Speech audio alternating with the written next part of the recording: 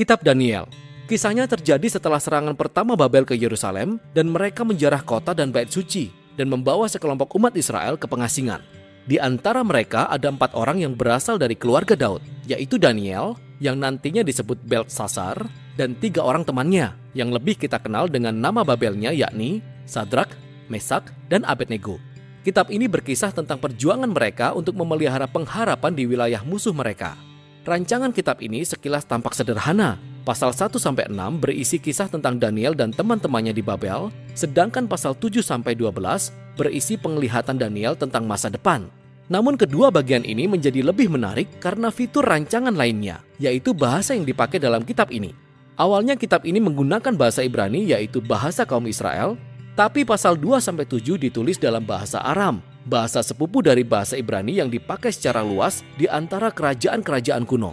Tapi kemudian di pasal 8-12, kitab ini kembali menggunakan bahasa Ibrani. Rancangan ini menunjukkan bahwa pasal 2-7 merupakan bagian yang berkesinambungan, yang juga menunjukkan pentingnya pasal 2 dan 7 untuk kita memahami pasal-pasal selanjutnya dalam kitab ini. Mari kita masuk lebih dalam.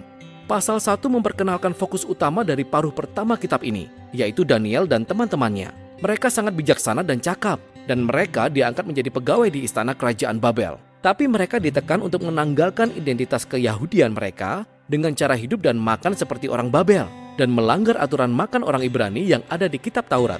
Jadi mereka menolak dan lebih memilih untuk setia kepada Taurat, dan itu membuat mereka ada dalam bahaya. Namun Allah menyelamatkan mereka, dan akhirnya mereka justru ditinggikan oleh Raja Babel. Setelah ini, mulailah bagian berbahasa Aram yang memiliki rancangan simetris yang keren. Jadi pertama-tama Raja Babel bermimpi, dan ternyata hanya Daniel yang bisa mengartikan mimpi itu. Mimpi itu tentang sebuah patung yang amat besar yang terbuat dari 4 macam logam, dan yang menyimbolkan beberapa kerajaan, dan kepalanya menyimbolkan Babel. Tapi kemudian sebuah batu besar menimpa dan meremukkan patung itu, dan batu itu menjadi gunung yang besar. Nah, mimpi ini hanyalah yang pertama dari banyak penglihatan simbolis dalam kitab ini. Dan mimpi ini memperkenalkan alur cerita dasar dari semua penglihatan lainnya. Daniel mengatakan bahwa patung itu mewakili deretan kerajaan manusia yang berawal dari Babel, dan mereka semua akan memenuhi dunia milik Allah dengan kekerasan. Namun, suatu saat, kerajaan Allah akan datang dan akan melawan serta merendahkan kerajaan-kerajaan sombong di dunia dan memenuhi bumi dengan keadilan yang memulihkan dari pemerintahan dan kekuasaan Allah. Berikutnya, pasal 3 menceritakan kisah yang terkenal tentang 3 teman Daniel yang menolak untuk sujud dan menyembah patung berhala yang besar, yang sama halnya dengan patung di pasal 2. Patung itu menggambarkan raja dalam kekuatan kerajaannya. Jadi teman-teman Daniel dijatuhi hukuman. Mereka dilemparkan ke dalam perapian yang menyala-nyala. Tapi Allah melepaskan mereka dari maut dan mereka dipuji oleh raja, yang sekarang mengakui bahwa Allah mereka adalah Allah yang sejati. Setelah ini ada 2 kisah tentang 2 raja Babel, sang bapak yaitu Nebukadnezar dan anaknya yang bernama Belsyazar. Mereka berdua penuh kesombongan karena kekuatan kerajaannya.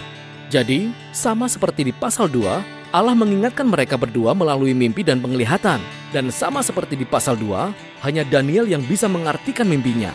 Daniel meminta kedua raja itu untuk merendahkan diri di hadapan Allah, dan kedua raja itu dengan sombongnya menolak. Jadi Nebukadnezar menjadi gila. Dia menjadi seperti binatang liar di padang. Tapi kemudian dia merendahkan diri di hadapan Allah, dan kemanusiaannya dikembalikan kepadanya. Dia dipulihkan kembali sebagai raja. Kisah ini sangat bertolak belakang dengan anaknya, Belsyazar, yang tidak mau merendahkan diri di hadapan Allah dan terbunuh malam itu juga. Nah, kedua kisah ini mengambil gambaran dari Kejadian pasal 1 dan 2 dan Mazmur 8, di mana manusia digambarkan sebagai gambaran yang mulia dari Allah. Allah telah memberi otoritas kepada manusia untuk berkuasa atas semua binatang di padang dan burung-burung di udara atas nama Allah, yang adalah Raja sejati dunia. Tetapi ketika kerajaan manusia melupakan hal itu, ketika mereka memberontak dan menjadikan diri mereka dan kekuatan mereka sendiri sebagai Tuhan, mereka menjadi lebih rendah daripada manusia, seperti binatang buas yang akan menghadapi keadilan Allah. Kisah ini membawa kita ke pasal 6 yang merupakan pasangan dari pasal 3. Kali ini Daniel lah yang dihukum oleh karena ia menolak untuk berdoa dan menyembah raja sebagai Allah. Dan sama seperti teman-temannya, Daniel dijatuhi hukuman mati dan dilemparkan ke dalam gua singa. Namun Allah meluputkannya dari binatang-binatang itu, dan sama seperti teman-temannya, raja meninggikan Daniel dan memuji Allahnya. Dan kisah ini menuntun kita ke pasal 7. Pasal 7 berpasangan dengan pasal 2 dan merupakan bagian tengah kitab ini. di mana keseluruhan temanya menyatu. Ini adalah mimpi yang lainnya, tapi kali ini Daniel lah yang bermimpi. Dan ironisnya, Daniel tidak memahami mimpinya sampai seorang malaikat menjelaskannya kepadanya. Daniel melihat 4 binatang besar, ada yang menyerupai singa, beruang, dan macan tutul yang bersayap. Masing-masing binatang ini melambangkan kerajaan yang sombong. Dan binatang yang terakhir adalah binatang yang menakutkan dan digambarkan sebagai kerajaan yang sangat jahat. Dan dia memiliki banyak tanduk, sebuah simbol yang umum untuk raja-raja dalam perjanjian lama. Dan ada satu tanduk yang spesifik yang menggambarkan seorang raja yang sombong serta meninggikan dirinya di atas Allah dan menganiaya umat Allah. Nah, mereka disimbolkan dengan figur yang disebut anak manusia, yang merupakan gambaran dari umat perjanjian Allah dan raja mereka yang berasal dari garis keturunan Daud. Namun tiba-tiba, Tuhan yang dijuluki yang lanjut usianya datang dan membangun tahtanya. Dia mengalahkan binatang yang menakutkan dan memuliakan anak manusia dari awan-awan, di mana dia datang untuk duduk di sebelah kanan Allah dan mengambil bagian dalam pemerintahan Allah atas bangsa-bangsa. Kita bisa menilik ke belakang dan melihat bagaimana kisah-kisah di bagian paruh pertama ini saling berkaitan. 3 kisah tentang kesetiaan meskipun dalam penganiayaan. Hal ini dimaksudkan untuk menawarkan harapan kepada umat Allah yang menderita di antara bangsa-bangsa. Namun mereka menderita oleh karena kerajaan manusia yang memberontak menentang Allah dan menjadi seperti binatang. Dan penglihatan-penglihatan ini menumbuhkan kesabaran ketika umat Allah sedang menanti-nantikan Allah untuk membawa kerajaannya dan memerintah atas dunia, serta membela umatnya yang menderita. Tapi hal itu menimbulkan pertanyaan tentang kapan Allah akan melakukan itu. Dan itulah yang akan dijabarkan oleh ketiga penglihatan terakhir. Di pasal 8, Daniel mendapat penglihatan lain tentang 2 binatang terakhir di pasal 7.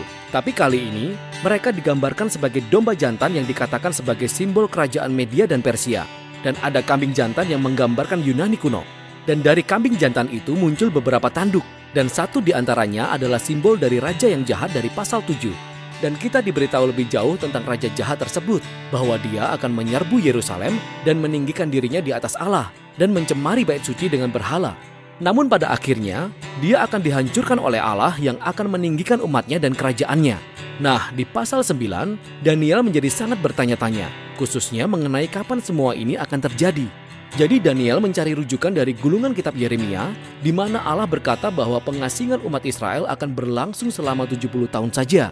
Jadi bagi Daniel, 70 tahun itu hampir selesai, dan dia meminta supaya Allah segera memenuhi janjinya. Namun datanglah seorang malaikat dan memberitahunya bahwa dosa dan pemberontakan umat Israel terus berlanjut. Dan karena itu, masa pengasingan dan penindasan mereka akan berlangsung 7 kali lebih lama dari apa yang ada dalam penglihatan Yeremia. Daniel menjadi sangat gelisah karena penglihatan ini, dan dia mendapat satu penglihatan terakhir. Kita disuguhi deretan kerajaan yang sama, mulai kerajaan Persia, lalu Yunani dan Alexander Agung, kemudian diikuti oleh raja-raja yang lebih kecil, yang kesemuanya mengarah kepada raja terakhir di utara, yang akan menundukkan Yerusalem, membangun berhala di bait suci, dan mengagungkan dirinya di atas Allah. Namun tiba-tiba, raja ini menemui kehancurannya. Nah, ada perdebatan yang tiada akhir mengenai apa makna dari penglihatan ini. Banyak yang melihat adanya hubungan yang jelas dengan eksploitasi Raja Syria, Antiochus, di tahun 160-an sebelum Masehi. Dia membunuh banyak orang Yahudi yang setia di Yerusalem dan mendirikan berhala di bait suci. Beberapa orang lainnya merujuk kepada peran kekaisaran Romawi dalam eksekusi atas Yesus dan kehancuran Yerusalem dan bait suci pada tahun 70 Masehi. Dan beberapa orang lagi berpikir bahwa itu masih akan digenapi di masa yang akan datang, yang akan terjadi ketika Yesus datang kembali. Nah, masalahnya sekarang adalah bahwa simbol-simbol dan angka-angkanya tidak sinkron dengan pandangan-pandangan ini secara sempurna. Tapi terbuka kemungkinan bahwa mereka semua benar. Kitab Daniel dirancang untuk menawarkan harapan kepada generasi masa depan umat Allah. Harapan itu ditawarkan pada masa kekaisaran Antiochus dan terus berlanjut sejak saat itu. Itulah sebabnya Yesus bisa memakai gambaran dari kitab Daniel untuk menggambarkan dan melawan para pemimpin yang suka menindas, yang ditentangnya di Yerusalem. Itulah sebabnya Yohanes yang menerima wahyu dari Allah, yang menulis kitab Wahyu, bisa mengadaptasi penglihatan Daniel dan menerapkannya pada kekaisaran Roma pada masa itu dan semua kerajaan di masa depan yang suka menindas. Sehingga inti kitab Daniel adalah bahwa setiap generasi pembacanya bisa menemukan suatu pola dan sebuah janji di sini. Polanya adalah manusia dan kerajaannya menjadi binatang buas ketika mereka mengagungkan kekuatannya sendiri. Ketika mereka menentukan sendiri apa yang benar dan salah dan tidak mengakui Allah sebagai raja sejati mereka.